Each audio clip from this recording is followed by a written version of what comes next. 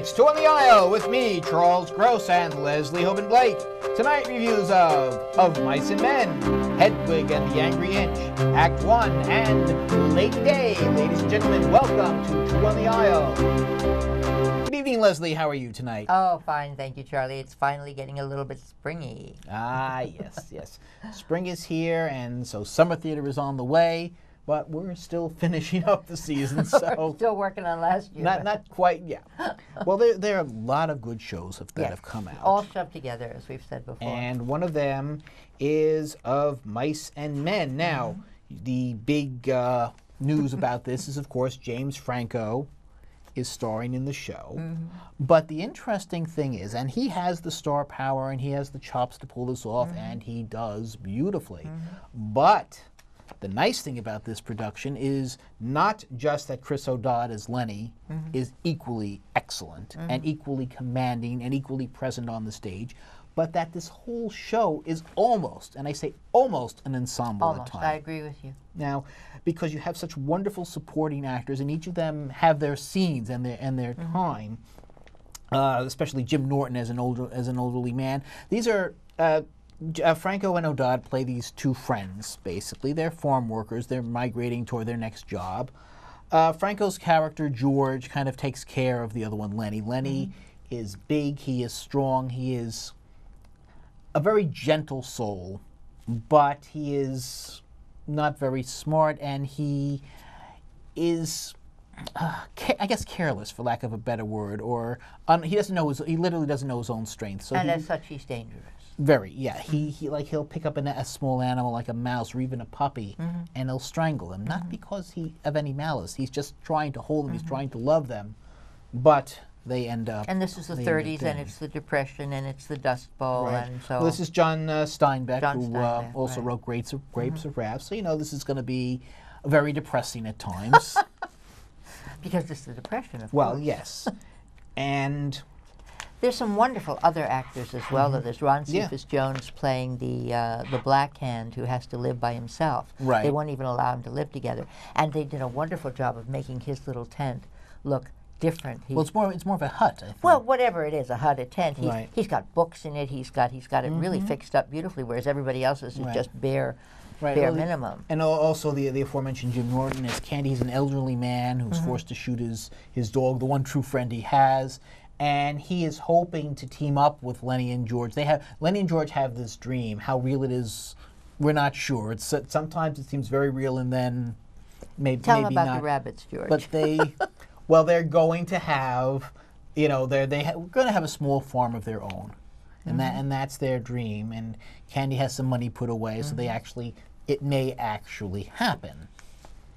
Well, that's the thing. The interesting thing is, growing up, my exposure to this was in Warner Brothers cartoons, where someone gets hit on the head and starts talking, George, which way did he go? Well, I don't think that was the same thing. Oh, yeah, I'm sure. Well, maybe you're right. I'm sure it was. I see. I never thought of that. This is a powerful, tear-jerking production. Did you see the movie when you were growing up? I've never seen the movie. I've seen it on stage several times. I've seen the movie many times. There was a remake with Robert Blake years ago, I think. Yeah. I think there's more than one, actually. There may have been. But it remains a strong, sad It is. play. It's very sad. And occasionally a wisp of light here, but the light dies at the end. It's an all-male cast except for one lovely young actress. I do not know this young girl because she's been on television shows that I would never watch. But it's not me. But her name is Leighton Meester. Yes. Leighton Meester. I don't know how to say it. Leighton Meister, whatever her name is. Meester, she was lovely. She was just lovely as the Curly's wife. She's described as She has no name, right? This poor woman married to the boss's son, who has a major chip on his shoulder. Well, he's more than that. He's a psychotic. He is really a sociopath. Right. And she's alone all day. There are no other women for her to talk to. So, she tries to get to know the men, but then everyone thinks, she's just a flirt or a slut or they think that, but then she has a lovely scene with Lenny, and you really get to see that she's a sweet soul. And maybe a little hard around the edges because she's had to be, but when she's allowed to put her guard down, she's a sweet soul. And the interesting thing is I found her a little out of sync with the rest of the players, but maybe that makes sense given that she's the only woman in the cast. But all in all, it's a great star turn for Franco and Audra. Right. And at the same time, this beautiful ensemble, wonderfully done. I think it... Anna Shapiro. Yes. Really melded it together. Who has a lovely way with larger ensembles. Very lovely. And it works from start to finish. I agree. And I would give this 4 playbills. I would go as high as 4.5. It's beautifully done. The audience that comes for James Franco may or may not know the story, but they certainly get caught up in it by the end because there are audible gasps at different points of time, and you know that means they weren't expecting certain things. Well, what I love about this, not only you have a big name, but he, unlike some of his peers, he has a really excellent production, really excellent play. So you'll come for the star, you will stay for the play. Excellent. Nice way of putting it. Thank you. Well, speaking in of my star case, turns, you'll come for the star, and the play will knock your socks off. This is Hedwig and the Angry Inch, and this is the 15th time. I don't know. I've seen every aspect of Hedwig there has been to see. I did a couple of interviews with John Cameron Mitchell when he first who wrote it and started and it was originally. It was done off Broadway first at the Hotel Jane. It was part of the Fringe Festival before that. I didn't know that. Yeah, then it was at that. Then it got a run off Broadway. Then it became a movie, and in all of those, James Cameron Mitchell played the starring role. Right. And then he gave it over to his dear friend Neil Patrick Harris, who has done him proud. This man, you want to talk about the hardest working man in show business?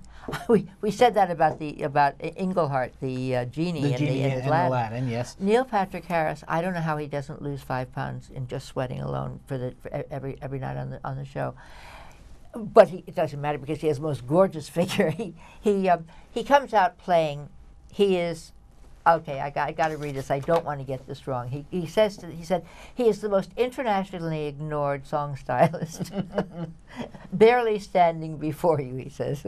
Hello, thank you for coming to see me, he says with a sort of slight German accent. He's very, very slight. He doesn't go heavy on the No, X. he was born in East Berlin, but he was raised when the wall came down. He was taken to, before the wall came down. Just before the wall came down. He was taken to America by his husband.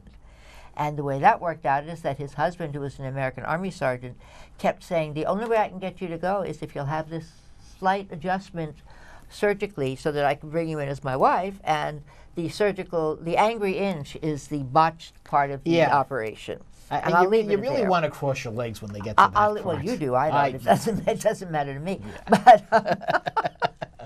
But the idea is that Hedwig is wearing some very kinky boots in this show, and you notice the boots. You notice the boots. He's wearing gold boots at the top of the show. He's wearing gold wigs too. Well, the wigs are really ridiculous looking, but the boots are. He's got a whole number about the wigs. And then you get this whole portion of the show where, based on a quote from Aristophanes about the origin of love, the idea is that your other half is always out there somewhere, and the real love is when you find your other half. Right, that people were together, we used to be together, now we're split. Right. I think he calls it 3 sexes. I've always enjoyed that number. Then there's the also subplot. There are 2 subplots, because the one subplot is when he plays his other half, who has a name, but I don't remember what the name is. No, that's not Yitzhak. That's the male singer, who is his other half, the one he writes the music with. Oh. He has a name, but you did not understand. No, I don't. He doesn't play him that much, but all right, yes. He plays him at the end of the show. Right. Basically, this was someone who he was artistically and romantically involved with, and this guy went on to become a major international star, right? And basically left Hedwig out in the cold. What Hedwig has done is to pick up a young female impersonator named Yitzhak, and he brings Yitzhak with him, but Yitzhak has to dress as a man always and can never wear the wigs again. So everybody is being bereft of something. Right. Well, you got to feel sorry for Yitzhak. Yitzhak is doing all his stage work. He's basically he's walking around like this, like more of a servant than. But Yitzhak loves Hedwig. That's the whole idea. He does, but it's a long, you could see he's a long suffering love. Yitzhak is played by Lena Hall, which should probably tell you something. An amazing performance. And Tony nominated, yes. And rightfully so. And at the very end of the play, Hedwig rewards Yitzhak's great love. And I'm not going to say how or why, but he rewards him his great love. I will say it's an eye-opener. It is, and Hedwig plays the second half of the show as Tommy. It's Tommy something or other. Tommy, yeah. I can't remember the name of the character. I wish I could. It's not in here. He plays part of it, not all of it. The second half, he plays that character by basically taking off the rest of his costume. But it's very well done and just incredibly. I mean, it is a rock concert at the same time. Yes, and I kept thinking after the show, I had noise canceling earmuffs in my briefcase. Why that blankety blank did I put them on? If you go see this show.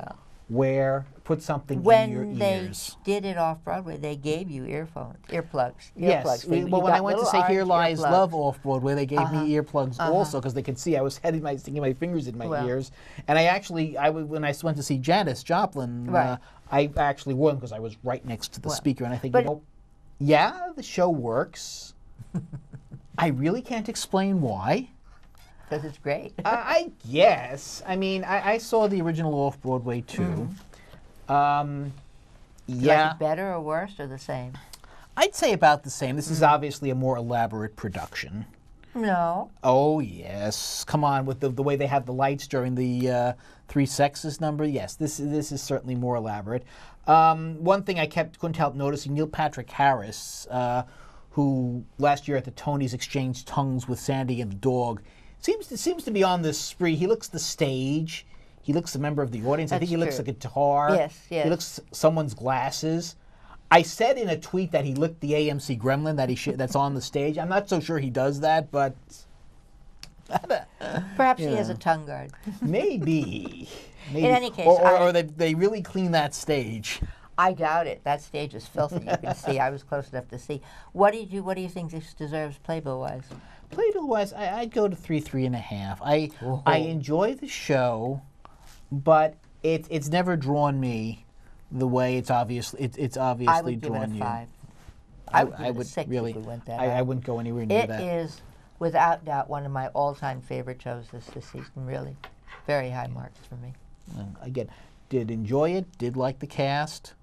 I especially did like Lena Hall. I was expecting Neil Patrick Harris to be wonderful, and he was. But he was even more wonderful than I expected, though. Really? He had such heart. He really played this role. He had such... He certainly played it, but in my case, he met expectations rather than exceeded them or disappointed them. So where do we go now? Where do we go now? Act 1. Act 1. Okay. Act 1, or Mr. Monk writes a play. That's a little unfair. But the fact is that Tony Shalhoub is in the play. He plays, among other roles, George S. Kaufman, who apparently had shared several qualities with the character of Monk we played on TV. But he also plays the father of Moss Hart, whose book this is based on, and he actually plays Hart himself in the middle age. And the father had a Cockney accent, so he gets to go all across the board. So he gets to expand beyond the Monk persona. Well, he got a Tony nomination, well-deserved. And it was well-deserved. This is the based on the autobiography of Morse Hart. Hart was Kaufman's writing partner for many plays, including Once in a Lifetime, which they tell about here. That was their first one. The Man Who Came to Dinner, and I am blanking out on You Can't Take It With You. You Can't Take It With You, which I am told is slated for revival with James Earl Jones in the leading role. Really trying to figure out how that's going to play now. Well, of course, people are living that way now, too. A lot of people in one house, in one apartment. Some of their works can be dated, but let's talk about the play when it comes. This is this lovely play about his early childhood and about how his first collaboration with Kaufman. And about his love for his aunt, who took him to see his first theater. Right, played by Andrea Martin. Right. It talks about his family. It talks about his friends. It talks about his days in the Catskills, which, when you look at it, the Catskills was such an amazing training ground for so many people of his era and beyond. Leonard Bernstein also was there. Comden and Green, among others, not to mention all the comedians who trained there. And one of his buddies was Dory Sherry. I didn't remember that even from the book. I'm sure it's in the book. I read the book years ago.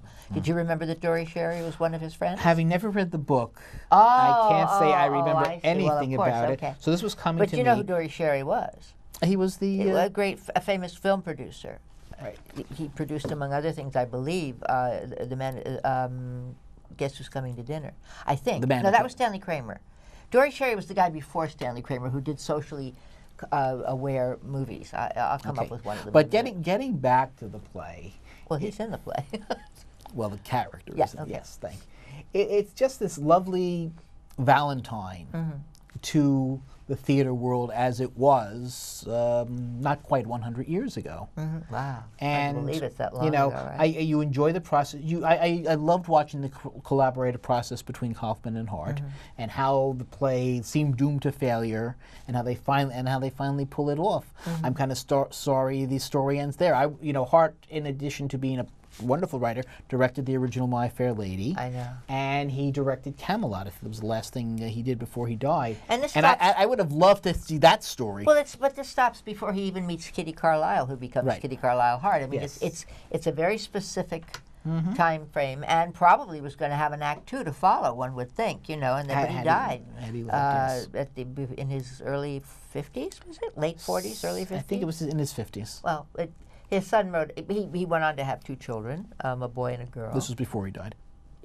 Yes, I would think so.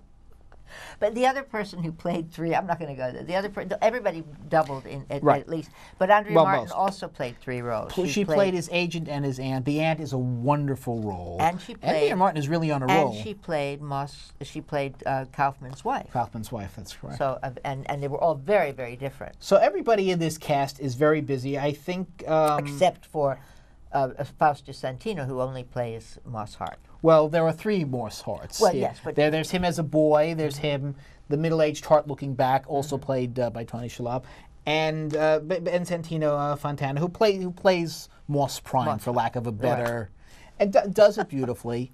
It's a wonderful cast. You get the impression that some of the rough edges of Hart's life may have been shaved down a bit. Well, they were pretty rough. They were. Well, there was some. They had roomers, boarders living in their house, and the boarders got the good food, and they didn't get the good. I mean, that's pretty rough. That is there. No, he did. They were very poor in the childhood, and there's this very sad scene where basically his father evicts his aunt.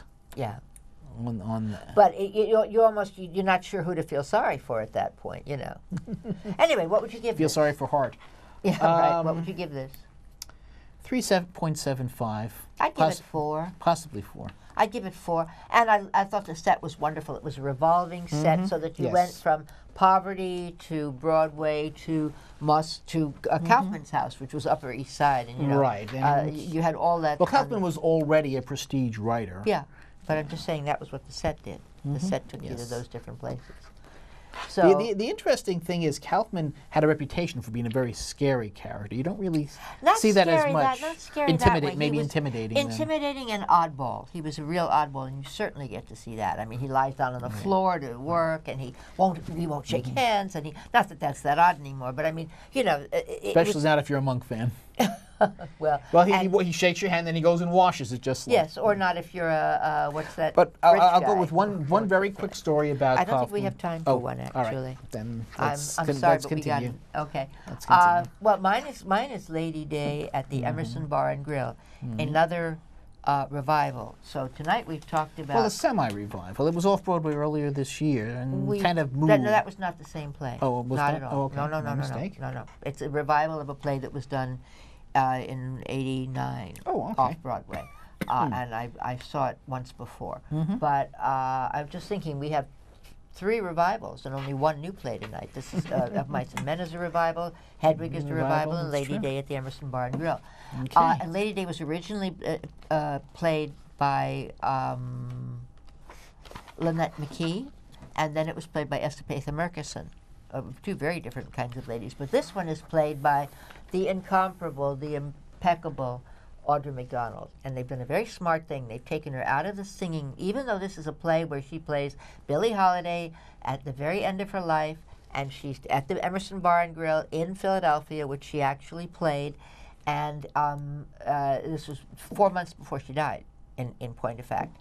And she could not come to New York to play because they would not give her a cabaret license, because she was a drug addict, and she was a known drug addict, and she'd been in jail. A convicted drug addict. She was a convicted felon, therefore. So she wanted desperately to come back to New York and play again. She had, after all, had played at Carnegie Hall, and with the great bands. And so here she was playing in this little rinky-dink place in Philadelphia, where she once said, you know, I don't care where I die, but don't let me die in Philadelphia. Take me back to prison, take me anywhere, but not back to Philadelphia.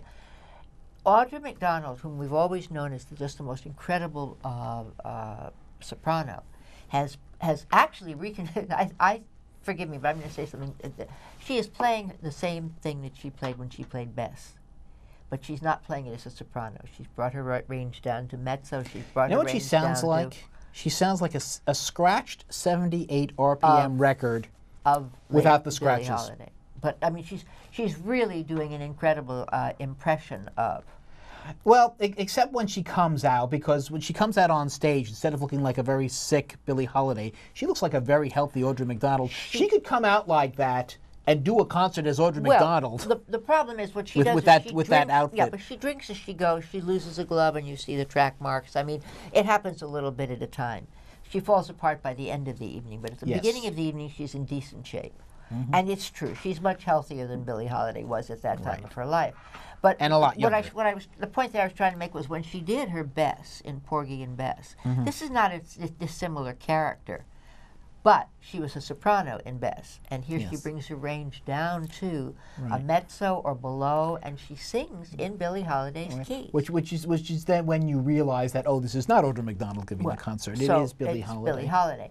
And there's a nice interaction between Billie and her Shelton Beckman, her piano player. Yes. And she sings Moonlight, Oh, What a Little Moonlight Can Do, God Bless the Child, Tain't Nobody's Business, Strange Fruit, which of course, you know, tears your heart out.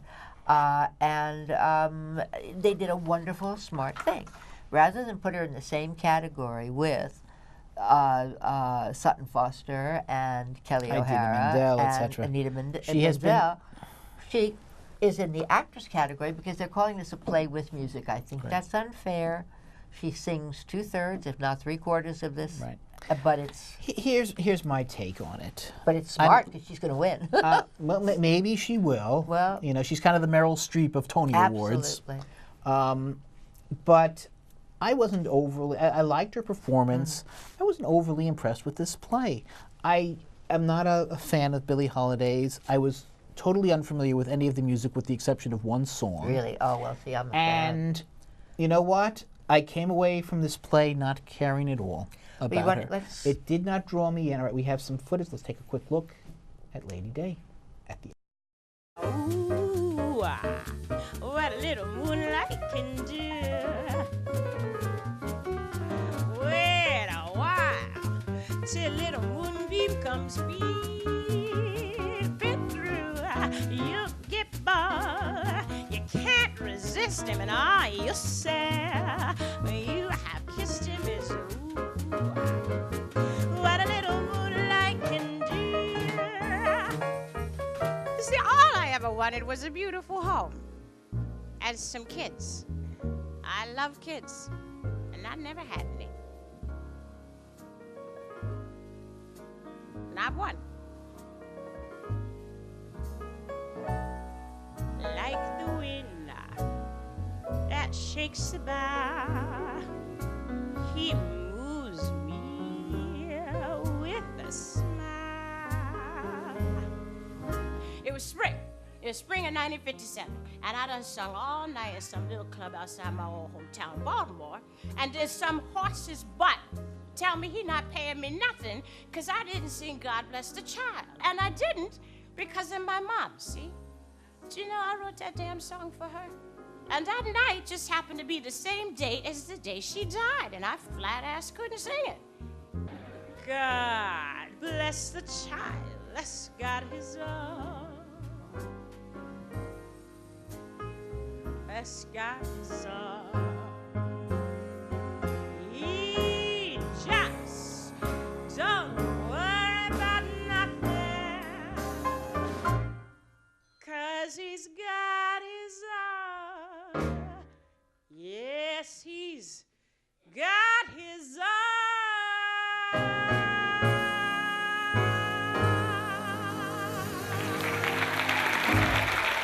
And there was a play earlier this year called Lady Day, which was not Lady Day at the Emerson Bar and Grill. It was a British play with Stephanie, the gal who did The Wiz. What was her name? Stephanie. Can't think of it. Anyway, We're a little low on time, so Yeah. let's conclude on this play. Basically, I didn't, I went in knowing nothing, and it had some nice sequences. I love Audra McDonald. I wasn't overly impressed with the performance. She may well win a Tony for it. what would you give it? It didn't draw me. I would give it maybe 2.5, 2.75. I really Sorry. wasn't enjoying myself. Oh, I'm sorry. I would give it 4 to 4.5, and I'm going to give it 4.5 just to make up for your 3, your 2, whatever the heck you just said. All Oh right. my goodness. Okay. Now, a little earlier this season, Yeah. Beautiful, the Carole King musical opened. Now, when I was a boy growing up and I go to the theater, if I saw a musical and I liked it, the first thing I'd go out is buy the cast album. You listen to the songs, but it also had these beautiful album covers talking about the shows and with pictures. Well, Beautiful, as befits a show that takes place during the heyday of records in the 60s, has come up with this beautiful album, which should be out, I think, on the Kaboom Wow. Yeah, they should come website, and there will be a general release.